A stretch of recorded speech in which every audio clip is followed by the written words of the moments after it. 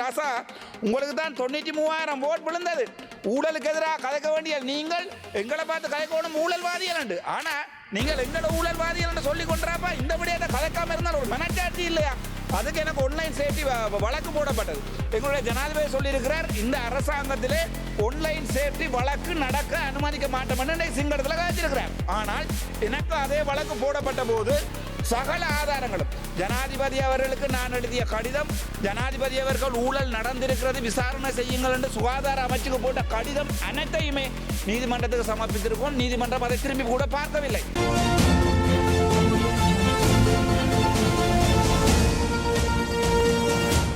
අරු රාමනාදන් අර්ජුනා මන්ත්‍රීතුමා ඔබතුමාට විනාඩි 7ක කාලයක් තියෙනවා.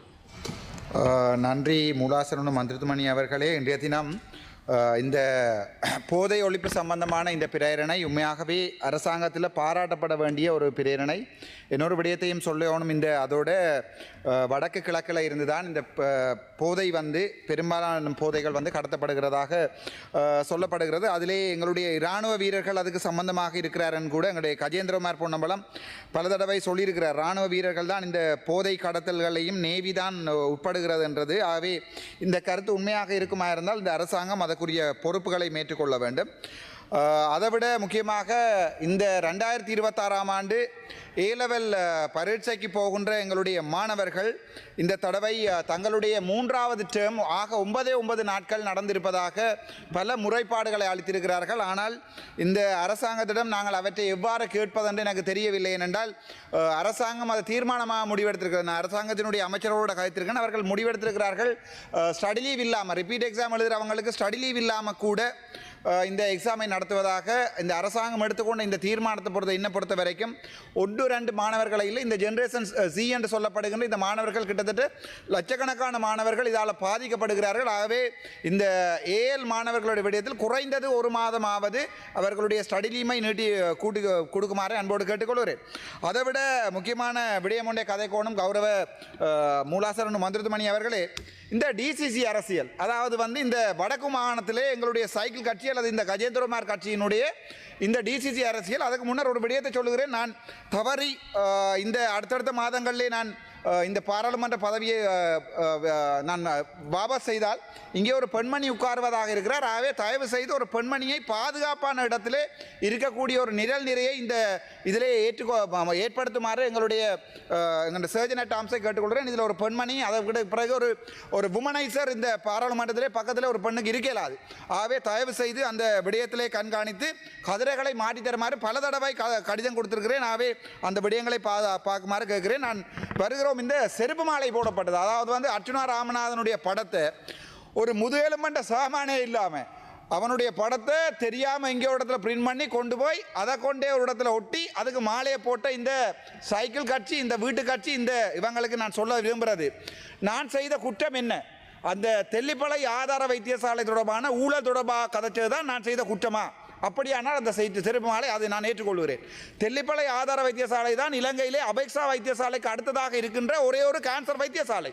அந்த வைத்தியசாலையில் 2013ஆம் ஆண்டு தொடங்கப்பட்ட எந்த ஒரு இவர்களுடைய நலம்புரி சங்கங்களுக்கு 2023ஆம் ஆண்டு வரைக்கும் இண்ட வரைக்கும் ஒரு கணக்காய்வில்லை. அது அங்கே இருக்கிற MS தேவனேசன் பதிலாக தந்திருக்கிறார், RDHS PDHS சீஃப் செக்ரட்டரி பதிலாக தந்திருக்கிறார்கள். பத்தாக்குறைக்கு சுகாதார அமைச்சரிடம் நான் முறையிட்ட போது அவர்களும் சொல்லி இருக்கிறார்கள் இங்கே கன்சல்ட்லையும் பதியப்பட்டிருக்கிறது இல்லை என்று. ஆனால் அதே வைத்தியசாலையிலே வேலை செய்கின்ற கிருசாந்தி என்கிற வைத்தியர் கோடிக்கணக்கான பணங்களை 2 நர்சிங் ஸ்டாஃபுடைய பேரிலே சேர்த்து பணங்களை சூறையாடினார் என்று சொல்லுகிற போது எங்களுடைய தம்பி இளங்குமரன் கூட அங்கே போய் நுண்மணியில் வைத்தியசாலையை தம்பி ராசா உங்களுக்கு தான் 93,000 ஓட் விழுந்தது. ஊழலுக்கு எதிராக கதைக்க வேண்டிய நீங்கள் எங்களை பார்த்து கதைக்கணும் ஊழல்வாதிகள். ஆனால் நீங்கள் எங்களை ஊழல்வாதிகள் என்று சொல்லி கொண்டாப்பா இந்த விடயத்தை கதைக்காம இருந்தால் ஒரு மனச்சாட்சி இல்லையா? அதுக்கு எனக்கு ஆன்லைன் சேஃப்டி வழக்கு போடப்பட்டது. எங்களுடைய ஜனாதிபதி சொல்லியிருக்கிறார், இந்த அரசாங்கத்திலே ஆன்லைன் சேஃப்டி வழக்கு நடக்க அனுமதிக்க மாட்டோம் என்று சிங்களத்தில் காய்ச்சிருக்கிறார். ஆனால் எனக்கு அதே வழக்கு போடப்பட்ட போது சகல ஆதாரங்களும் ஜனாதிபதி அவர்களுக்கு நான் எழுதிய கடிதம், ஜனாதிபதி அவர்கள் ஊழல் நடந்திருக்கிறது விசாரணை செய்யுங்கள் என்று சுகாதார அமைச்சுக்கு போட்ட கடிதம் அனைத்தையுமே நீதிமன்றத்துக்கு சமர்ப்பித்திருக்கோம். நீதிமன்றம் அதை திரும்பி கூட பார்க்கவில்லை. ஏன் சம்பந்தப்பட்ட வைத்தியர் கிருசாந்தி அவர்கள் தான் ஒரு இந்து அண்டு சத்திய கடதாசியை கொடுத்திருக்கிறார். இந்த வைத்தியருக்குரிய அப்பாயின்மெண்ட் லெட்டர் கூட அந்த வைத்தியசாலையில் பிரிலிமினரி ஒப்ஜெக்ஷன்ல கொடுத்திருக்கிறார். ஆனால் அந்த நீதிபதி அவை எதையுமே பார்க்கவில்லை. எதையுமே பார்க்காமல் அந்த வழக்கை எந்த பாதகமும் இல்லாமல் அந்த வீடியோவை மட்டும் ரிமூவ் பண்ணுங்கன்னு எனக்கு சொல்லியிருக்கிறார்.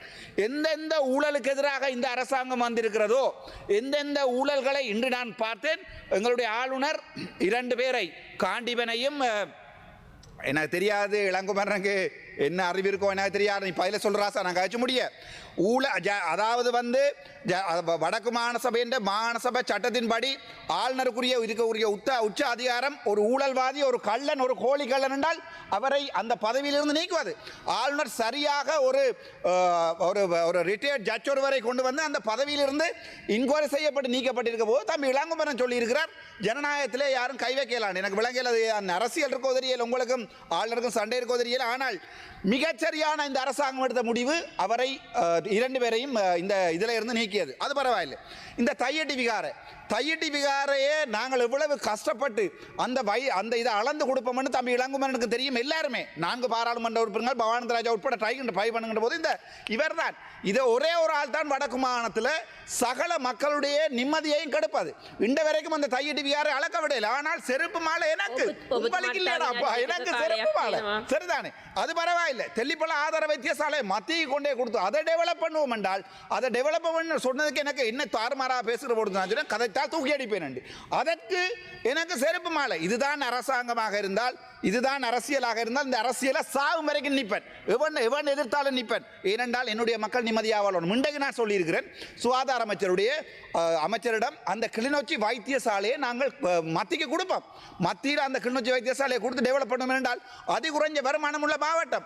ஒரு வைத்தியசாலையிலே எப்பயோ கொடுத்த சுவிட்சர்லாண்டோ அல்லது நோர்வே கொடுத்த பில்டிங் அப்படியே நாசமாகிறது. இலங்கையில் இருக்கக்கூடிய ஒரு மகப்பேற்று பெண் கட்டிடம் அப்படியே நாசமாகிறது.